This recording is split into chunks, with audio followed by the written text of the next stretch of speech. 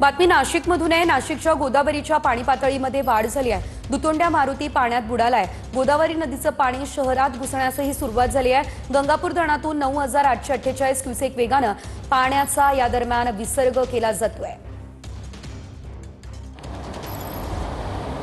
या संदर्भात अधिकचे अपडेट घेऊयात आमचे नाशिकचे प्रतिनिधी पवन यांच्याकडून। पवन, आपण पाहतोय दुतोंड्या मारुती या ठिकाणी बुडाला असल्याचं बघायला मिळत आहे। सध्या तुम्ही नेमक्या कोणत्या परिसरात आहात आणि त्या ठिकाणची काय परिस्थिती आहे?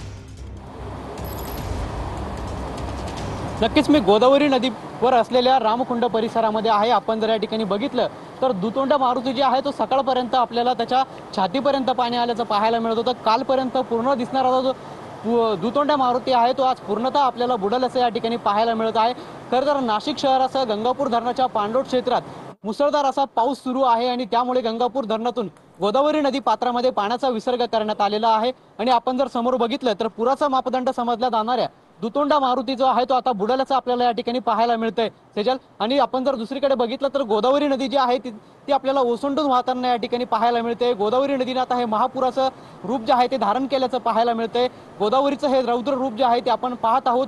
कशा पद्धतीने हे रामकुंड परिसरातील दृश्य जे आहे ते आपण आपल्या प्रेक्षकांना दाखवत आहोत। खरं तर मोठ्या प्रमाणात गंगापूर धरणाच्या पाणलोट क्षेत्रात पाऊस आहे आणि त्यामुळे गंगापूर धरणाच्या पाणी पातळीत वाढ होत आहे। पाणी पातळीत वाढ होत असल्यामुळे गंगापूर धरणातून पाण्याचा विसर्ग जो आहे तो गोदावरी नदी पात्रामध्ये करण्यात आलेला आहे आणि त्यामुळे गोदावरी नदीची पाणी पातळी जी आहे ती देखील आपल्याला वाढल्याचं पाहायला मिळतंय।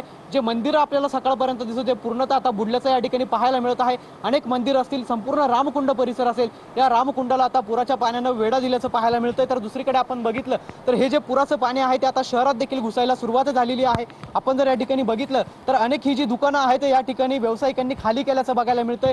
या त्यांच्या दुकानांमध्ये पाणी या ठिकाणी घुसलेलं आहे। आपण जर बघितलं तर संपूर्ण रस्ता जो आहे त्या रस्त्याला देखील एखाद्या नदीप्रमाणे स्वरूप जे आहे ते प्राप्त झाल्याचं एकंदरीत आपल्याला या ठिकाणी पाहायला मिळतंय।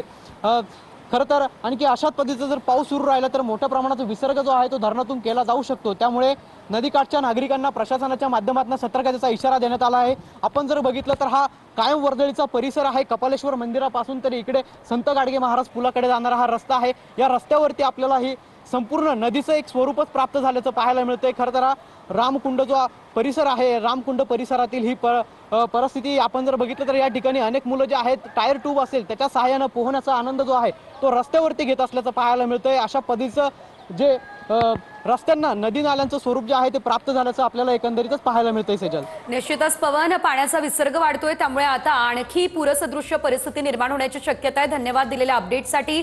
दुतोंड्या मारुती पूर्णतः पाण्यात बुडालाय।